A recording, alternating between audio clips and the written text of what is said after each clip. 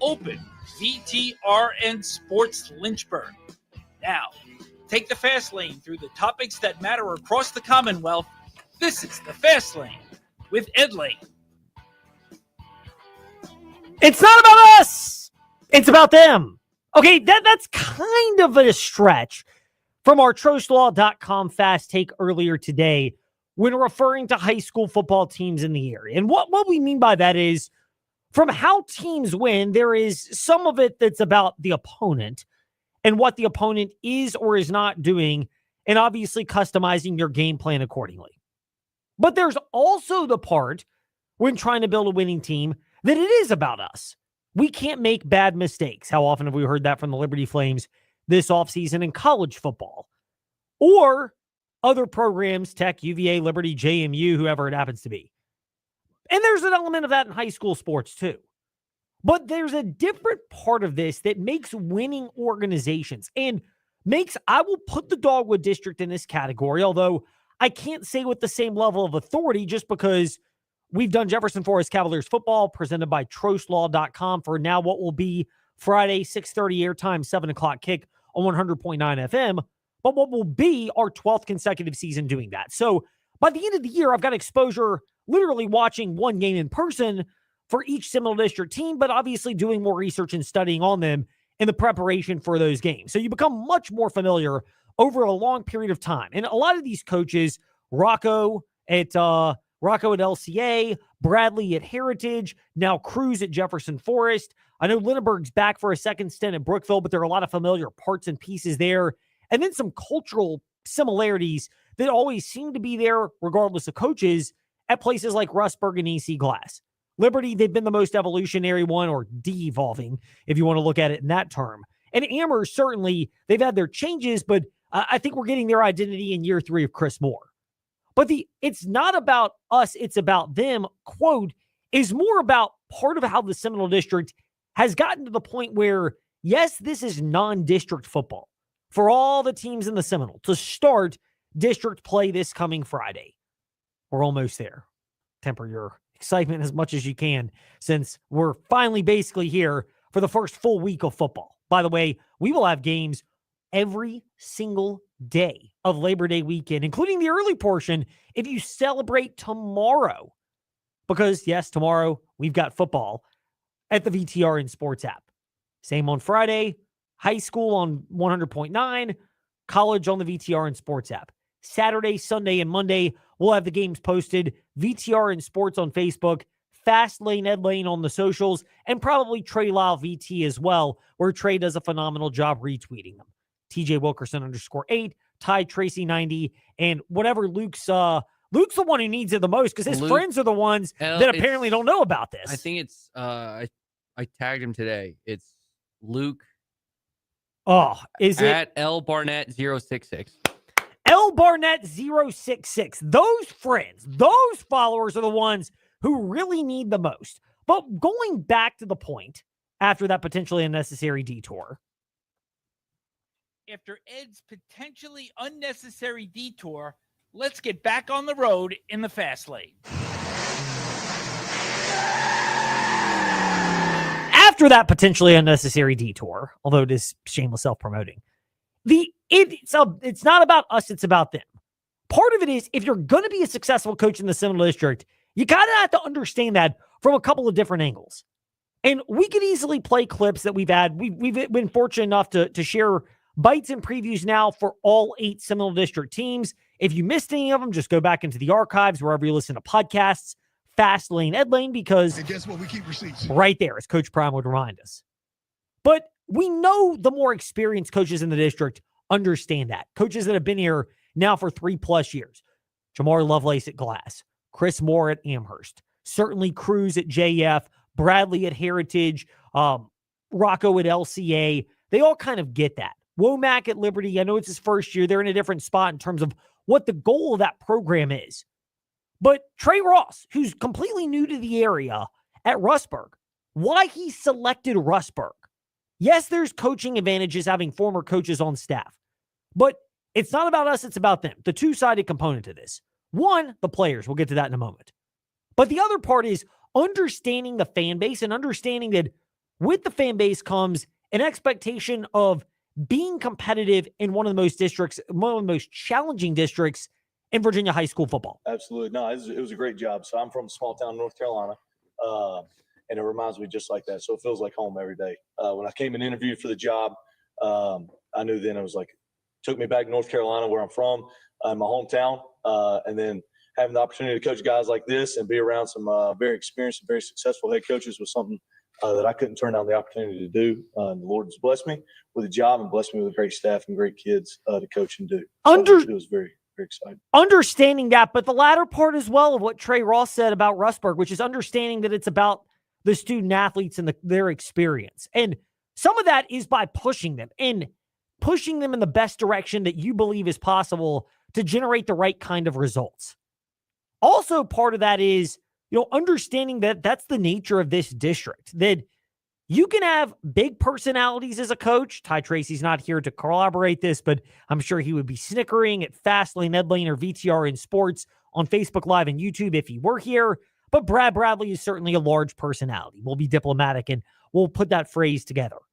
But he still is about his kids. It's a different type of student at a Glass or at a Heritage than the type of students you might be getting at a place like Jefferson Forest or LCA, for example. Not to say that you don't have good kids at all those programs that are part of these programs, but there's just a different type of approach that goes to it. But ultimately understanding that it's about them, meeting them where they are, and frankly, the coaches that understand how to do that and juggle that, in some spots are more clearly defined than others. I'm not going to say they're easier than others because I think they've all got their challenges, but meeting the kids where they are is how you can be successful or not, as Brookville's Mark Linneberg mentioned. High school football is about the players on the football field. That's what it's about. It's not about the coaches. It's not about any of that. We have guys, and we've worked to put the best people we can in front of our guys. But the magic of high school football is the kids who play the game on Friday night, such as Lincoln and Cam and the other kids on our team who worked their butts off to really be good football players. And that's the story. It's not about coaches, it's about the players. That's Brookville's head coach, Mark Linneberg. It's not about the coaches, it's about the players. And he's referencing Lincoln McDaniel, the quarterback, and Cam Thomas, the son of Logan Thomas, who's the wide receiver and skill position player for Brookville. But pointing that out is so crucial when you're considering what we've got right now in high school sports, because you have to have that mindset to know then how to meet the players where they are. And I'm not going to throw shade on any particular coaches in the area, but one of the common denominators, and there are a lot of factors that go into successful programs, program dynamics, whether it's overly involved parents or maybe parents who are not involved to even the necessary level. It goes both ways in a lot of these programs. Players who maybe, again, have overly involved parental support, or players who don't have any and they need your support as a coach. Being able to read the room and understand that. Not to mention the schematics, managing a staff, all the pieces in place. It's why, similar to college and pro level sports, I think this is a common theme, and that is the CEO coach. And I think at high school, if you're good enough and you have the right programs in place, you can have control over a side of the ball. Offensively, we'll use Jefferson Forest with JT Cruz and Brad Bradley with Heritage as an example. Others, it's more the defensive side of the ball and being able to push the right buttons on that and knowing what to do. You can have your area of expertise as a coach, but you also have to manage those other parts, and that's part of what makes it really successful. Trey's going to get a unique look, by the way, at this year because he's officiating JV in some varsity games, and so he's going to get a chance. You are, Trey. Shouldn't be saying he since you're here, but you are, because you'll get a chance to see maybe from a different angle, but the concept of which coaches have control over their teams, and it carries themselves out in how their teams behave on the field. And I say that because I've seen certain scenarios. JF will look at this because, they've played a couple of these teams from outside the area in the playoffs before. Not going to name specific coaches or schools, but if you're familiar, you might know this. But, and if you're familiar with another school, you will as well. I've seen scenarios where it doesn't look like the coaches have control over their team, and it bears itself out in the toughest moments versus the ones that do. So, Trey, you're going to get a real neat look at this year and be able to provide different perspective about what makes high school football successful as you get inculcated to being an official, because you'll see these coaches, and whether they do or do not have control over their teams, based on how other teams carry themselves out. But I think a lot of coaches in the Seminole historically have had that, and it's part of why the standard has gotten raised to as high as it is to compete at a high level in that district. Yeah, absolutely. I mean, did a heritage scrimmage, just an inner squad, and you could tell kind of the discipline that Bob Bradley preaches. I think I've done a couple of stuff with UC Glass and Brookville, and the operation of Brookville seems a little bit more sophisticated this season. I would describe it. Obviously, you have bigger names on the sideline this year, so it just seems more sophisticated and executed. And obviously earlier in the year it was execution problems, and then from Glass, this was more JV guys seeing their size. I think they had a good side of the JV at least, but you can kind of translate at least the coaching side of it from JV to varsity at least. And so interested to see how it shakes out throughout the season. And I got a varsity game next week, so get excited. Yes, indeed. I have speaking of Jefferson Forest, I'll be at the Jefferson Forest JV game. This tomorrow? No, I'll be at Glass tomorrow. Okay. I would feel a lot better about the quick trip I have to make tomorrow.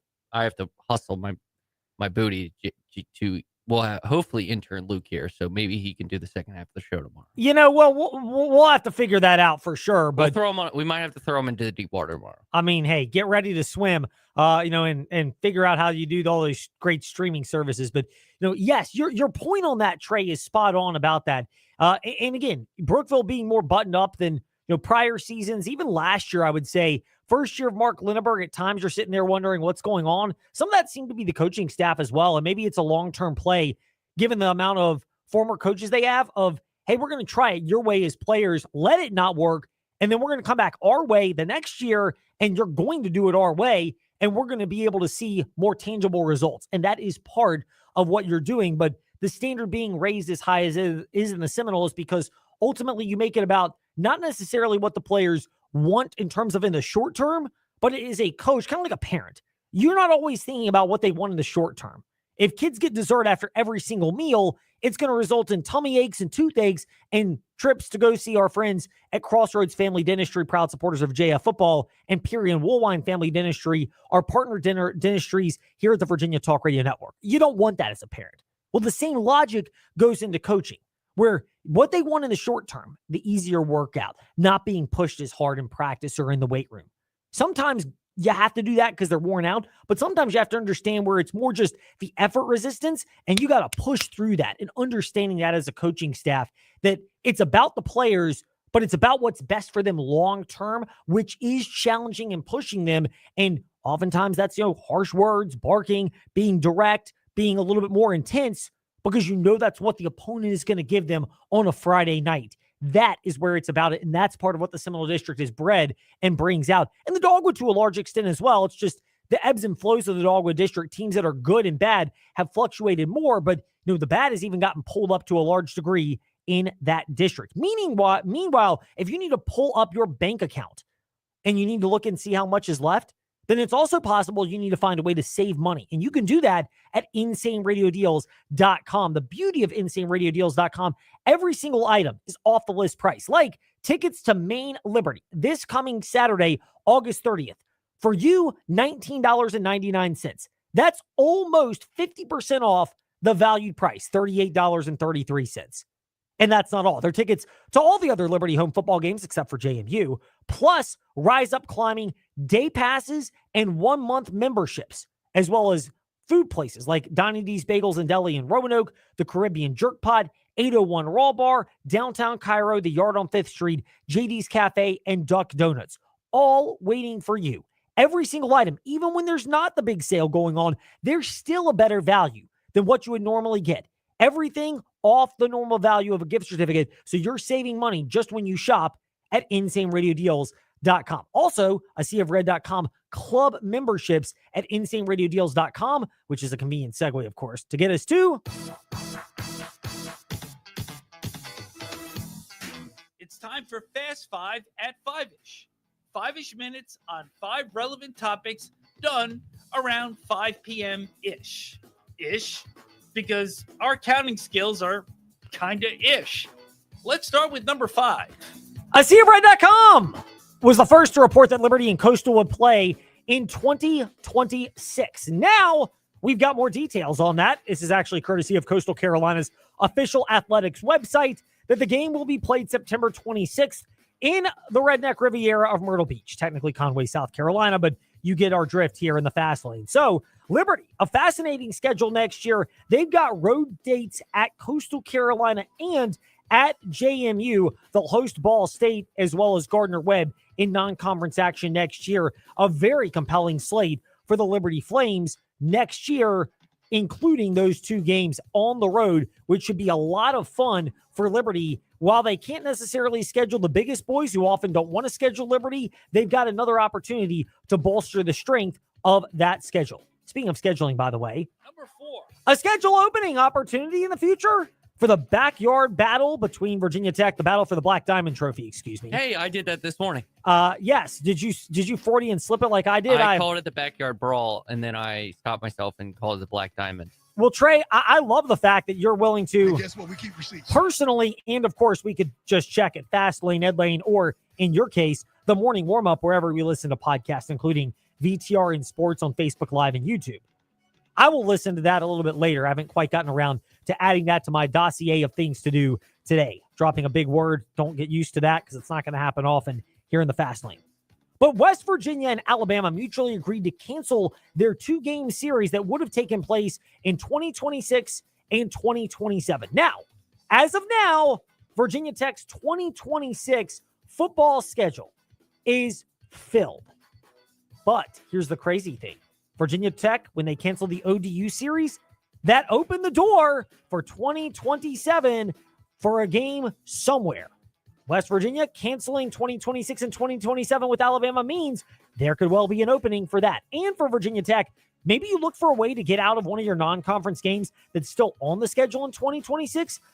Personally, I'd love for them to do, Tech and West Virginia, a 2-game slate at each of the locations. I thought the vibe around it, consuming it, of course, on the VTR and Sports app as opposed to going live in person, was a lot better than the game I did see in person at the Dump in Landover, Maryland, where our friends for the Washington Commanders would play their games. Yes, call me a hater. Those haters can't stand us. Left hand up. Who are we?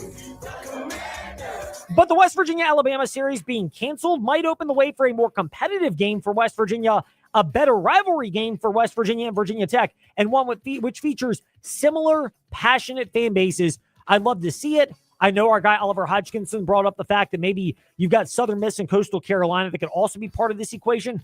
Fine in some capacity, but look, if I'm Virginia Tech, this is a priority matchup, especially with the emphasis ratings are now playing in terms of revenue. More TV ratings, more revenue you generate. And you know, West Virginia and Virginia Tech, not on the level of the Alabama game, it still has the potential to deliver in that regard. Speaking of Virginia Tech, by the way, Number 3. just a story that we never really got a chance to discuss, but it's kind of piggybacking off of the Whit Babcock Board of Visitors meeting last week with Virginia Tech. But a couple of things that already have popped up with Virginia Tech. Just flash back into the archives over the last couple of months.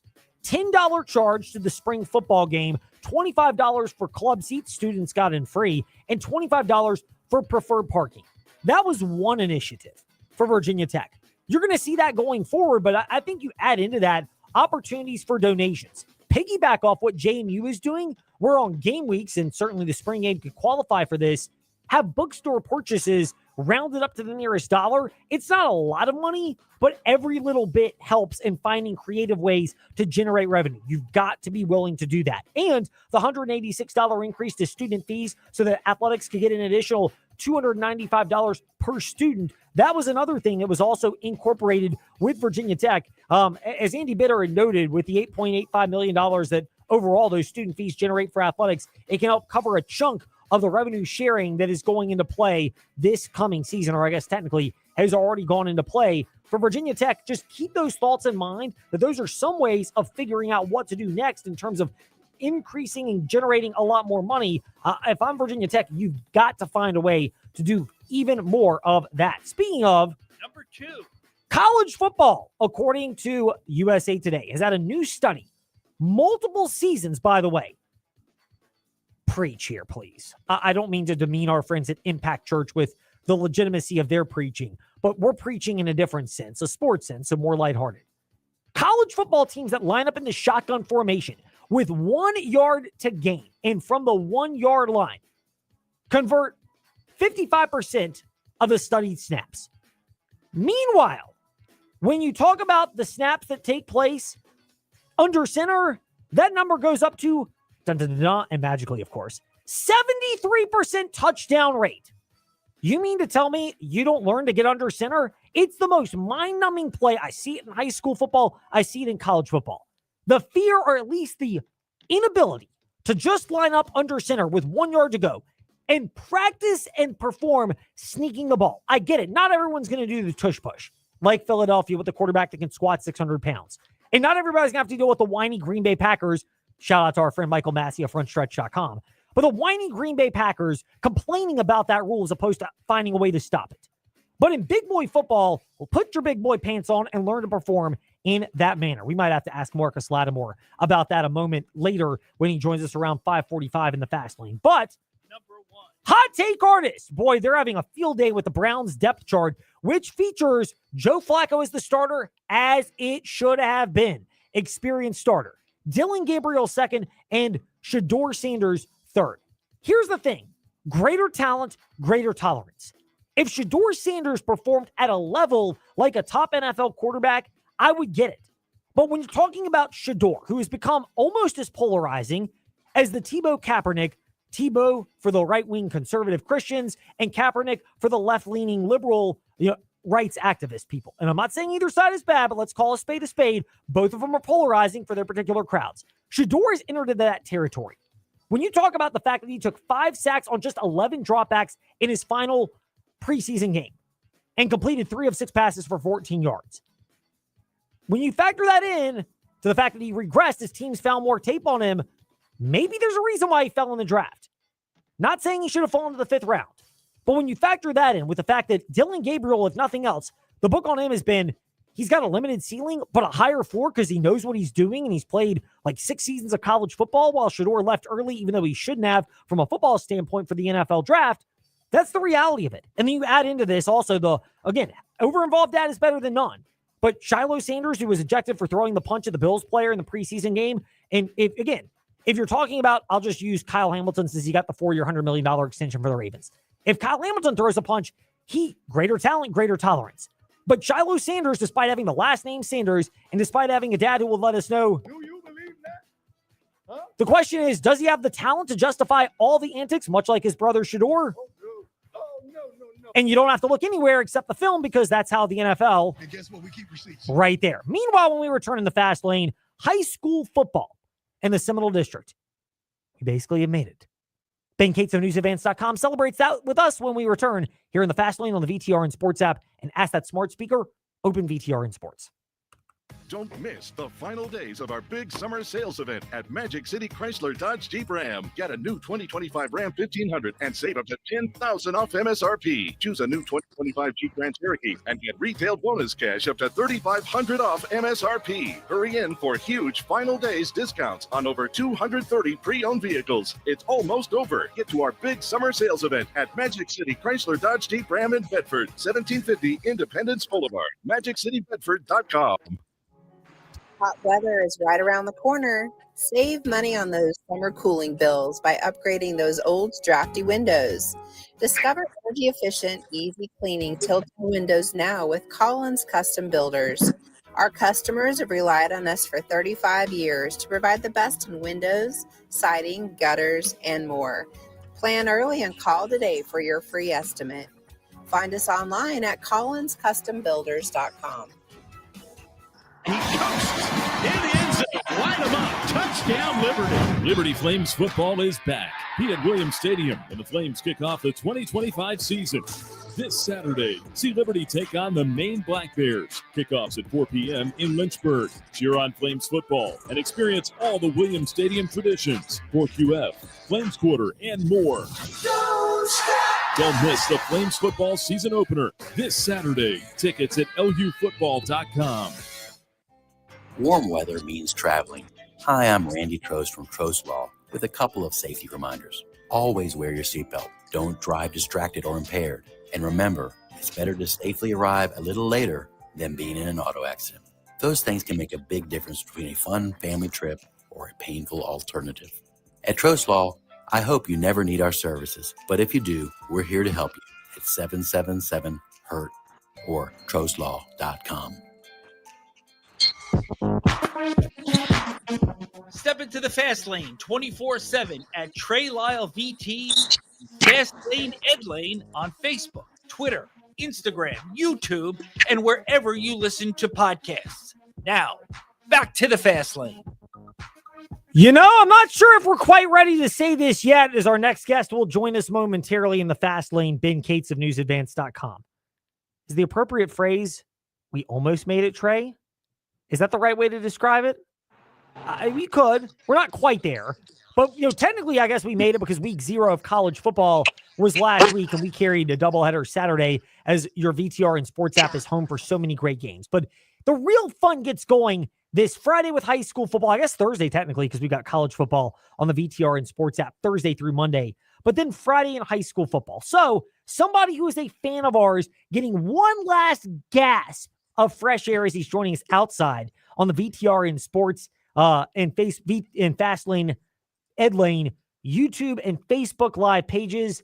Ben Cates of newsadvance.com. Ben, are you quite ready to say we made it, or do we need to get to Friday night before we can say we made it?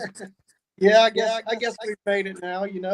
We're coming up. We've got games, some games around the state on Thursday, and then Friday will be the big night. We've got at least one game going on in the state on Saturday as well. I'm sure there are more, but one in our area. So we're here, and they talk about week 0. I kind of laugh to myself when I talk about week 0 for high school football, but it is here. It's upon us. So I'm looking forward to it. We've touched on so many topics. We've, like you at newsadvance.com, we've done our trostlaw.com fast takes and have previewed each team on different days as we've been able to in the fast lane for the Seminole District. So we're through with all that. If listeners want individual team previews, fast lane, Ed Lane, where they listen to podcasts, because, well, as Coach Prime would remind us right there, we keep receipts. And then, of course, we've got the overall big picture takeaways, which is where we're going. First of all, big picture takeaway. Even though they lost Gideon Davidson, reasonable to say the target is still on LCA because they've got coaching pedigree. They still have plenty of talent. And while maybe it's a different way to win ball games, more methodical and precise than the explosiveness of Gideon Davidson, the standard has been set high enough that it's worth trusting Mike Rocco or Frank Rocco and the staff at LCA that while they may get tested more this year, that they are the presumed favorites until they get knocked off. Yeah, it's an interesting time period, and I think, it's one of those things where media probably harps on it, but the public has to know too. This is like the Gideon Davidson post Gideon Davidson era, right, for LCA, and it's a time for a lot of new guys to shine. But you still can't not look back on last year and think, wow, what an amazing athlete that LCA had there, and you can't help but think, how are they gonna fill those holes, right? Because such a big presence on offense and defense that guy was, and so you're gonna have multiple guys stepping into those roles. You've got a really strong quarterback in Luke Gaither that transferred over from Radford, and seems like a really good grasp of what's going on at LCA, and so when you talk about that, you talk about 2 quarterbacks, you're kind of blessed there. And then you've got a host of guys who are really stepping up on the defensive end to really make that team a good one. And I think they'll be somewhat explosive offensively as well still. So this is a team that is riding a big winning streak. And I would, expect them to really give all they've got on Saturday when they go to Ohio to play Ironton. 2 really, really powerhouse programs there. We'll see where LCA comes out, but this will be a good test for LCA. You're not going to see too many teams going forward like the one that they'll play on opening night. Yeah, you mentioned that test for teams in the area when it comes to opening night. LCA's in a unique spot because of the challenges with their schedule, and they're opening up on the road in Ohio. They've also got a great coaching staff. It's a different type of travel than even JF will have when they got 2.5 to 3 hours to go down to Mount Airy Heritage has got the trip to West Virginia as well on the horizon. And you wrote about that a week or so ago at newsadvance.com about the new situation. How much of this is due? I know LCA gets the spotlight about how good they've been, but the other Seminole District schools, they seem to be in a similar spot, particularly Heritage and JF, where now that you've got coaches that have shown for 4 or 5+ years that they can consistently win, is it reasonably becoming harder for those programs in particular to schedule games that get them prepared for the gauntlet of district play?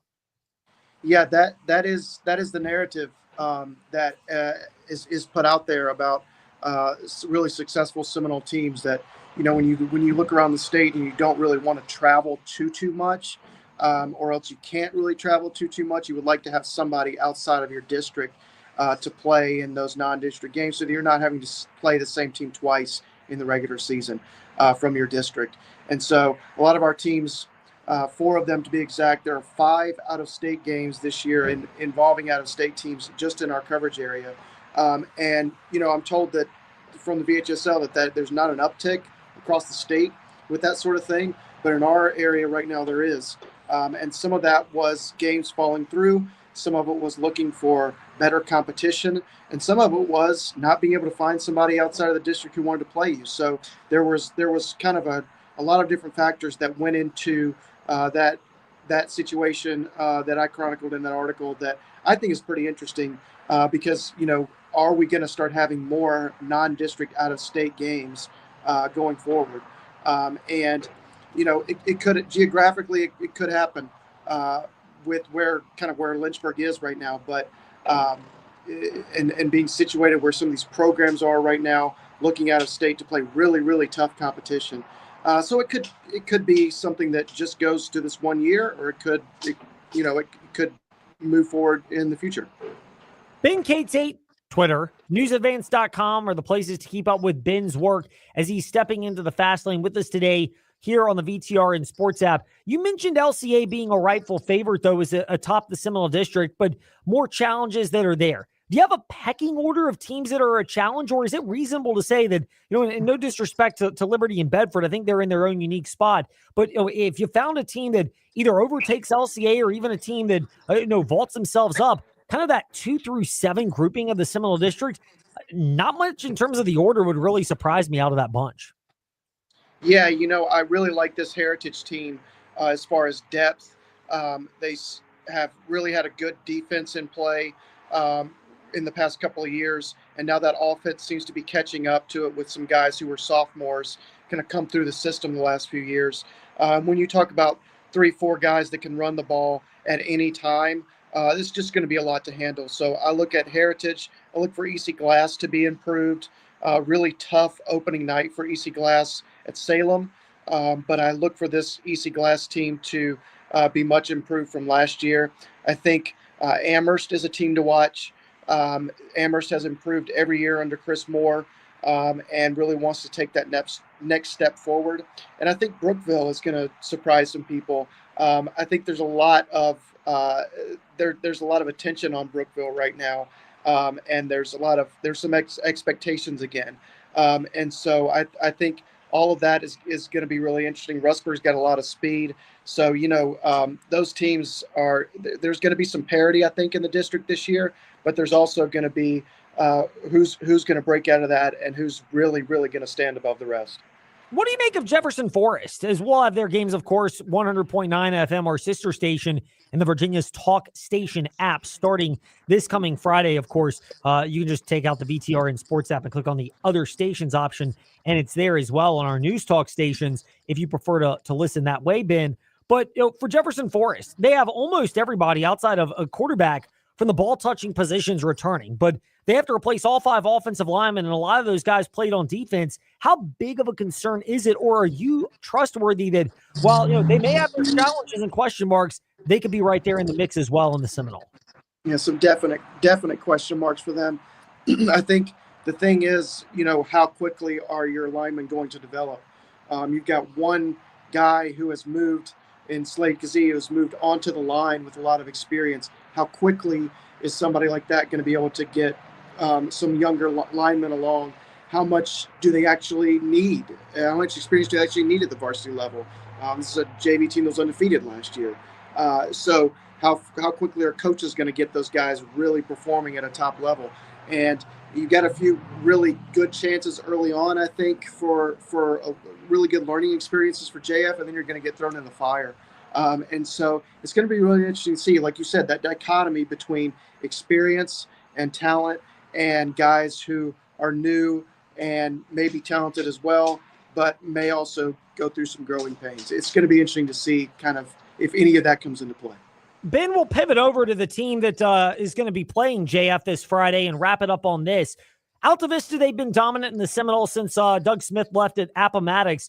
With LaDainian Stone's departure, does it shift to Gretna now, who quietly been real strong under Sean Miller? He's entering their 5th year. They've got a returner in Rayshawn Logan, who's got a lot of experience. Do you look at Gretna now as the team to beat in that Dogwood district? They're going to be tough. Yeah, and I think Alta Vista, I don't think you can really count Alta Vista out. Alta Vista's got a lot of skill guys too. So like those are two teams that I think are going to really battle it out. And Appomattox, some of those young guys from Appomattox's team are a year older this year as well. So that will be interesting. I think there's going to be some fights in the Dogwood. Gretna is awful good. Rayshawn Logan is one of the best quarterbacks in the area. Makes a lot of good decisions when he is on with his receiver and has those connections with his receivers. Gretna can be a really tough team. And so, yeah, in the Dogwood district, I think Gretna's gonna make some noise this year, and a lot of teams, will really need to prepare well defensively to keep up with them with Gretna on offense.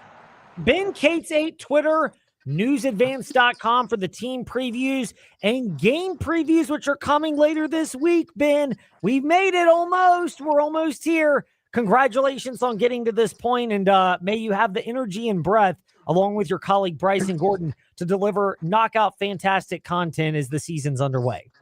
Thank you, Ed. We're just getting started. Look forward to it and appreciate you. Always our pleasure. Ben Cates with us here in the Fast Lane. When we return, poems for Shane Beamer. There's one that's out there, and it's a good one. We'll read it and discuss it with the man who wrote it, a former South Carolina legend slated to step into the Fast Lane next here on the VTRN Sports app, and ask that smart speaker, open VTRN Sports.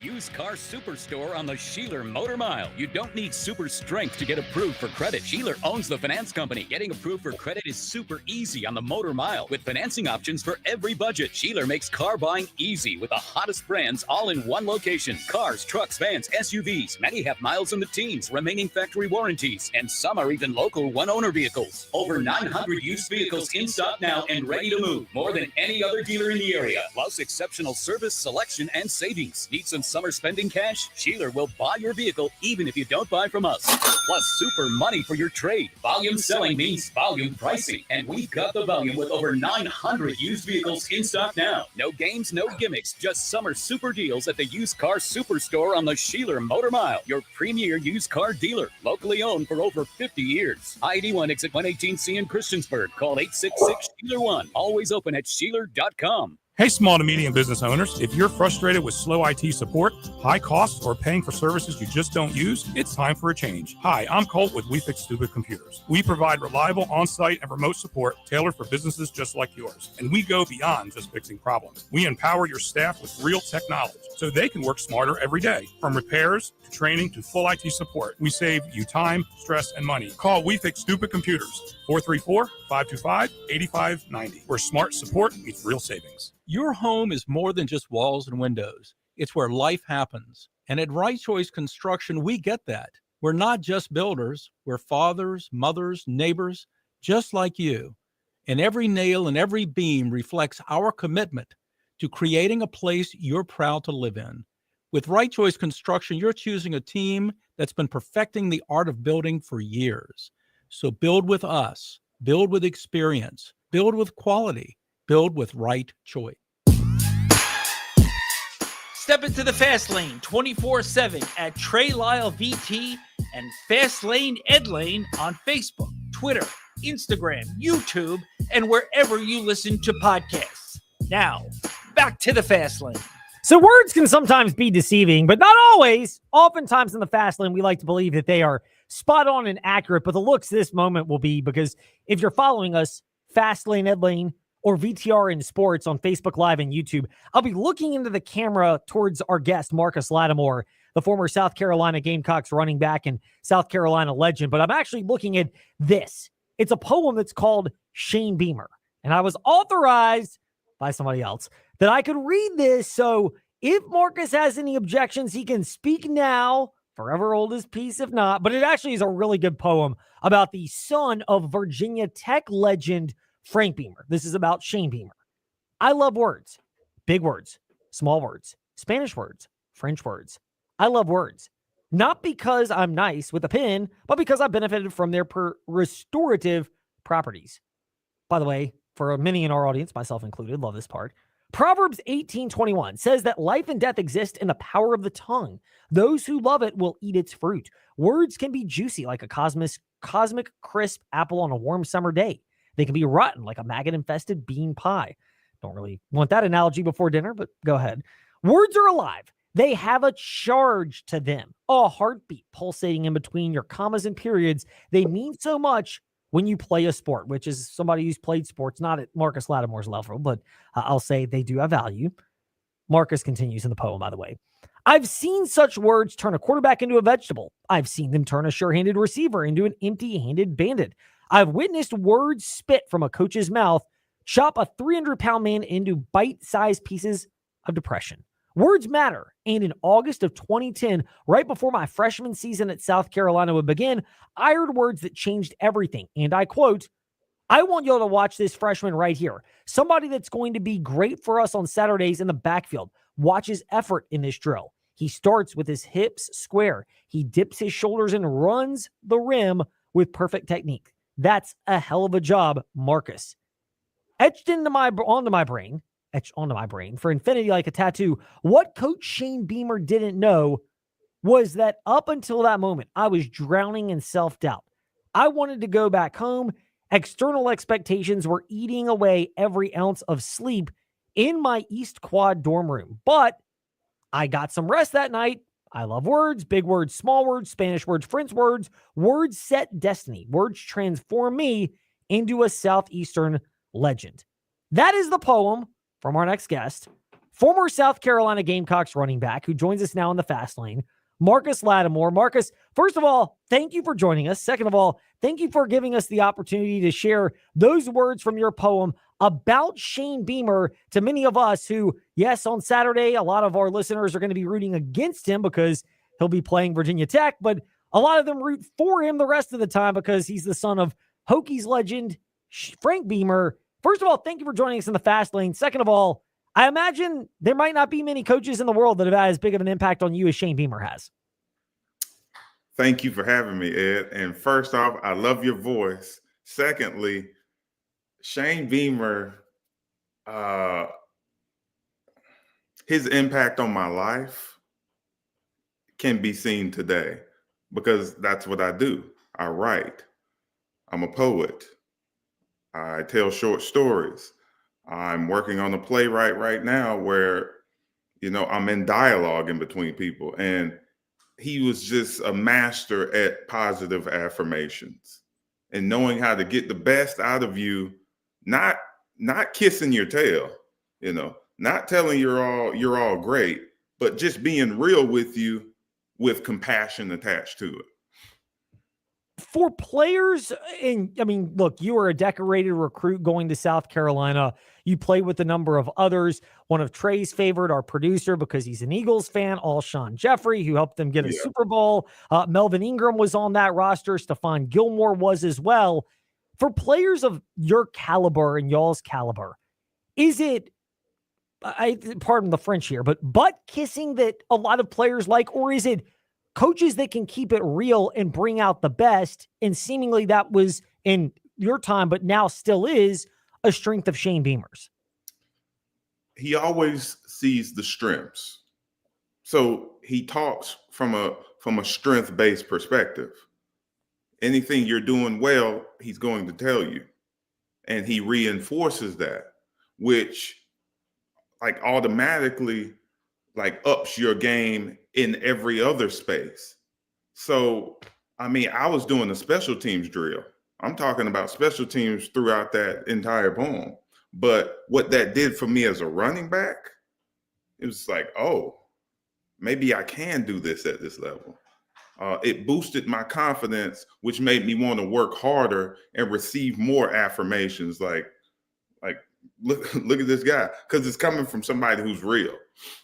When you think back to what Shane Beamer said to you as a freshman at South Carolina, Marcus Lattimore, former running back for the Gamecocks, is with us in the fast lane.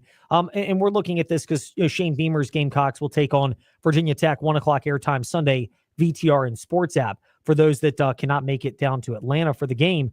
When you think back to those particular moments, what was then your reaction when you saw Shane Beamer's journey kind of traversing around the SEC and ultimately circling back to be the head coach of your former program down in Columbia? Well, eventually I knew he would get his opportunity. He's just, from what I know of him and the time we spent together and the conversations that we had, I mean, he's just somebody who loves the grind. You know, he loves the game. So being in those positions that are not head coach, running back coach, obviously special teams coach, you know, he's been at all these different schools. I mean, he's just he's somebody I think doesn't know how great of a coach he is because he has a beginner's mindset. You know, and anybody that I've been around, like a Frank Gore, for the San Francisco 49ers, he didn't realize that he was a legend because he just worked. It was just a part of his DNA. I would be at practice and I'm a rookie and Frank Gore's asking me questions about like, what's that footwork drill you just did? And he's been in the NFL 12 years. He's asking a rookie what a footwork drill is. Coach Beamer has that mindset of always learning, always growing, wanting to improve. So I knew the opportunity would come, and when it came, we would be presented with a well-rounded coach. And him ending back up in Carolina, I mean, it's almost like he's perfect for that job, in my opinion.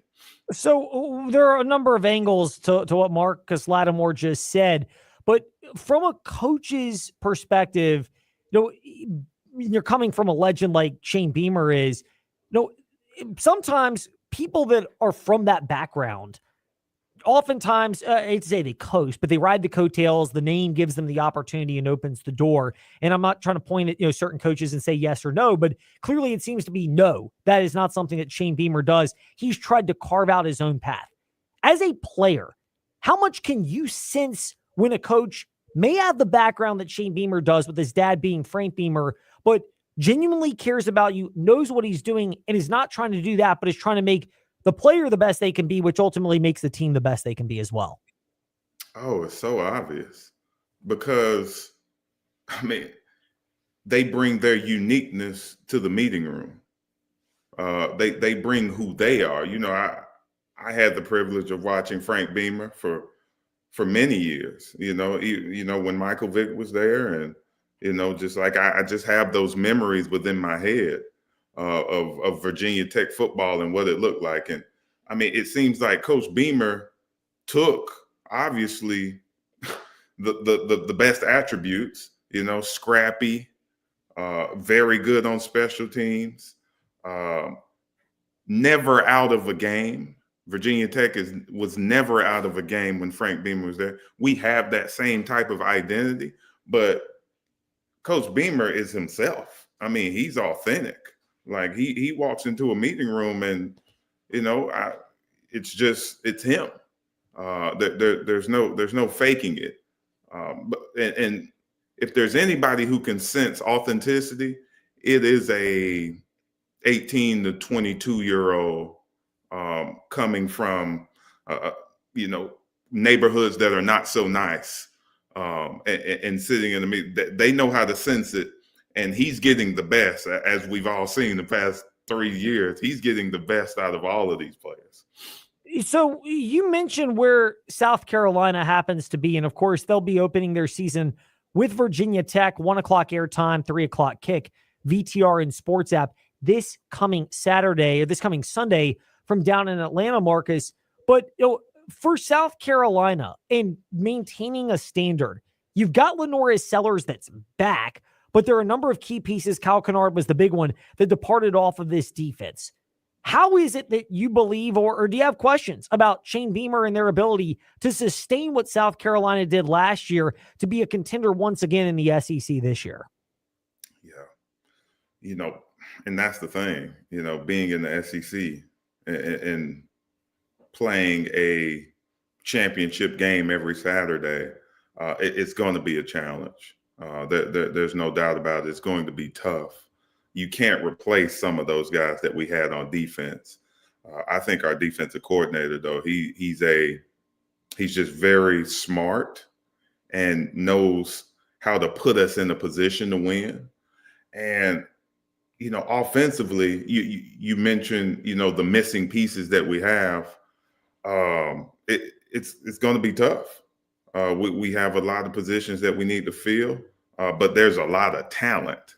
And talent takes time to gel, so over those first 3-4 games, it may not look the way we want it to look, but I think we'll eventually get there. But, you mentioned LaNorris.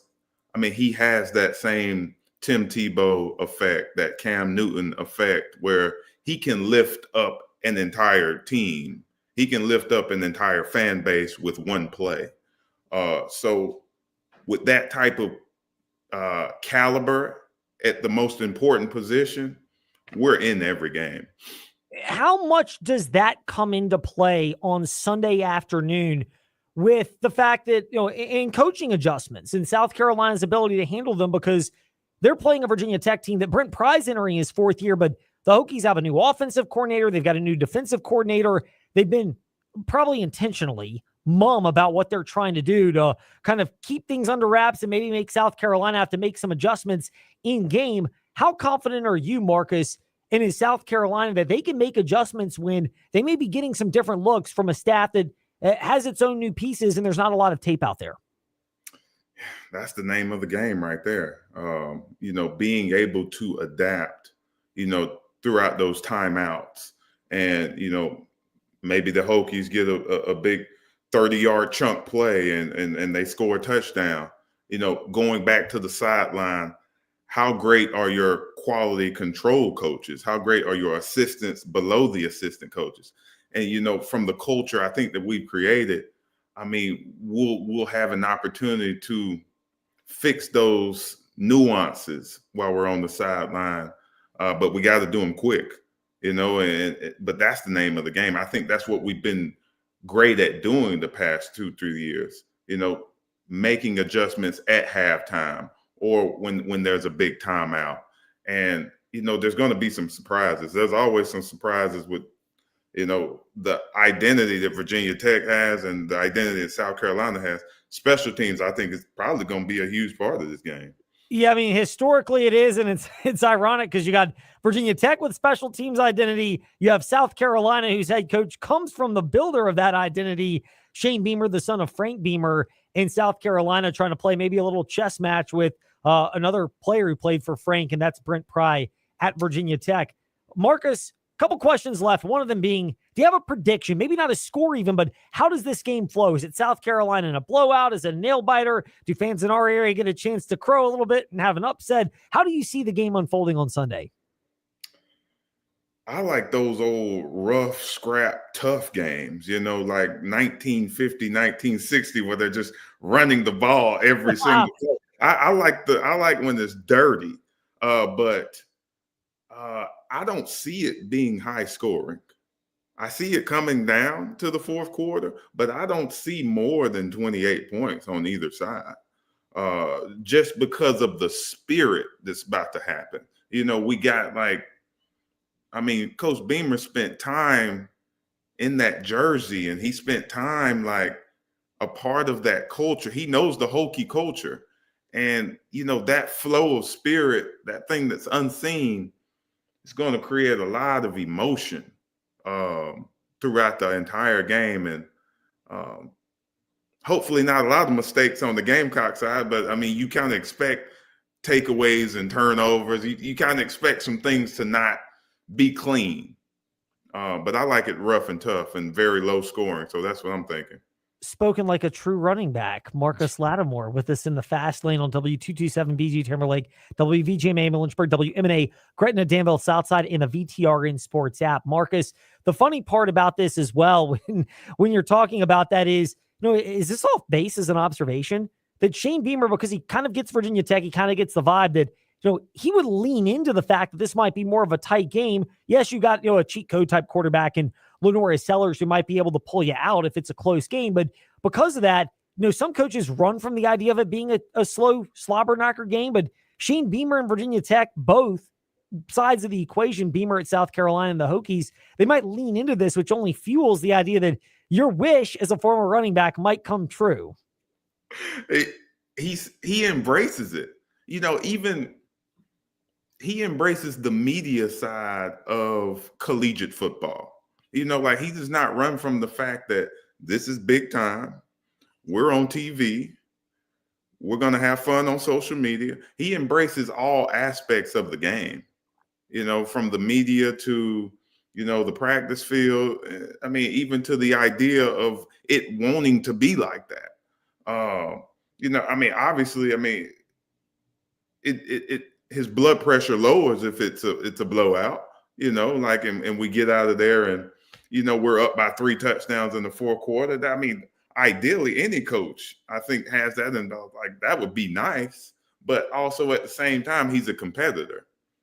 So, it's going to be an interesting game. It is. It's going to be fun. I look forward to being down there. Our listeners will enjoy it Sunday afternoon on the VTRN Sports app. Marcus Lattimore in the fast lane. South Carolina Gamecocks legend is a former running back. He's at Marcus Lattimore on Twitter, or X, if that's what you want to call it. He's at Marcus Lattimore with an underscore, although you'll just find it if you search it on Instagram to keep up with his work. Marcus, last one to wrap it up. I'd be remiss if I didn't ask this, kind of pivoting off of the game preview part, but your new book out, Scream My Name. It's a poetry-based book. I read it earlier today. I was entranced by it. It's a really compelling read. How much of this really is about your journey from bursting onto the scene as a star football player to being a guy that obviously had the career-ending injury and then rediscovering your identity out there, ironically, where my brother lives in the Pacific Northwest of Portland, Oregon? That's a perfect summation of what you just described. I wanted it to be a read, conversational, a little bit raw than usual, and something somebody can pick up and put in their back pocket, read on the airplane, and it's from my adolescence to now, and that process of transformation and what it takes to transform, looking deeply inside yourself and reflecting and being honest about that. And, hopefully, some of my colleagues out there or older guys out there who are have those same questions about who am I outside of the game of football. Hopefully they know that they're not alone, and we all go through that grief period and just trying to figure out when you're confused and lost, what lane to take next, what fast lane to go into next. So I like the play on words there, Marcus. It's a great way to wrap it up today in the fast lane. Enjoyed the chat tremendously, Marcus, and you got a special place in my heart now, even more so out there. And you're in Portland, Oregon, correct? Yes. Creative writing teacher. My brother's a teacher at a prep school out there in Portland, actually, and tennis coach. So LaSalle is what it is. I think that's it. LaSalle Prep School. So absolutely. I don't know how familiar you are with them, but if you ever go out there and watch a girls' tennis match at LaSalle, don't heckle the players, heckle the coach as much as you can. And if he gives you grief, you can use my name as a permission slip to get out of any potential trouble. I will absolutely do it. Yes, go Marcus, go, go. It's not quite like the cheers you experienced back at South Carolina and document in your book, Scream My Name, but we're grateful for you doing that and sharing some time with us today here in the Fast Lane. Thank you so much, and we'd love to stay in touch if that's okay with you. I'd love to. Thank you for having me. Our pleasure. Marcus Lattimore with us to wrap up the Fast Lane this afternoon. Now on to VSiN's Make It Rain, already in progress. We're back tomorrow afternoon, 5 to 6-ish here in the Fast Lane. And if you missed anything, Fast Lane, Ed Lane, however you listen to podcasts, including Facebook Live and YouTube. And Taylor Swift, Vegas regular, says her